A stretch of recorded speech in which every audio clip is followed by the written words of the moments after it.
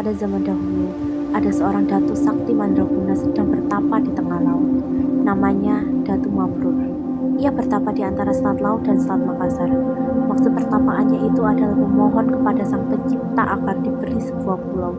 Jika dikabulkan, pulau itu akan menjadi tempat bermukim bagi anak, cucu, dan keturunannya kelak. Di malam hari, ada kalanya tubuh Datu Mabrur seakan membeku.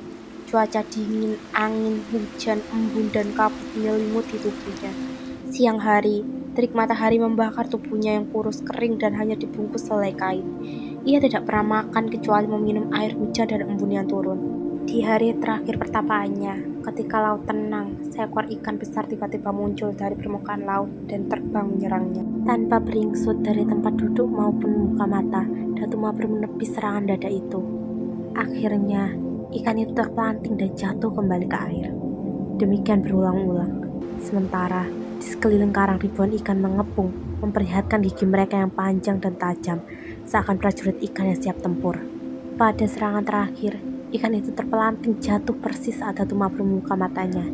"Hai, ikan, apa maksudmu mengganggu samadiku? Ikan apa kamu?" "Aku, ikan todak, Raja Ikan Todak yang menguasai perairan ini. Samadimu membuat lautan bergelora. Kami terusik dan aku memutuskan untuk menyerangmu. Tapi engkau memang sakti, Datu Mabrur.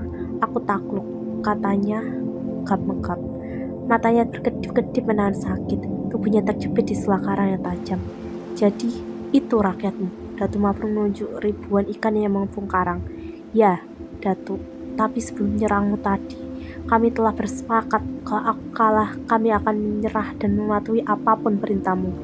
Demikianlah, di hari terakhir pertapaannya, Datu Mabrur belum diberi tanda-tanda bahwa permohonannya akan dikabulkan.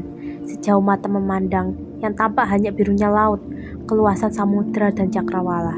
Datu Mabrur kemudian menolong Raja Ikan Todak, menyembuhkan lukanya.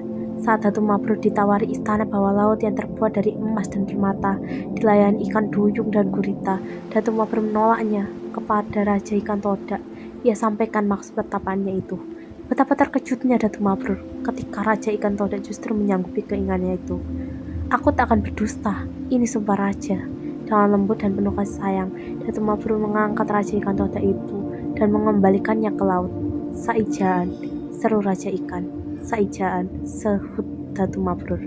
Sebelum tengah malam, sebelum batas waktu pertapaannya berakhir, Datu Mabrur dikejutkan oleh suara gemuruh yang datang dari dasar laut. Di bawah permukaan air, ternyata jutaan ikan dari berbagai jenis mendorong dan memunculkan daratan baru itu dari dasar laut. Sambil mendorong, mereka serempak berteriak, "Saijan, Saijan, Saijan!" Datu Mabrur tercengang di karang pertapaannya.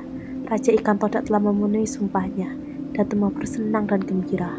Dengan memanjatkan puji dan syukur kepada Sang Pencipta, ia menamakannya Pulau Halimun. Alkisah, Pulau Halimun kemudian disebut Pulau Laut, sebab ia tumbuh dari dasar laut dan dikelilingi laut. Sebagai hikmahnya, kata Saijaan dan Ikan Todak dijadikan slogan dan lambang pemerintah Kabupaten Kota Baru.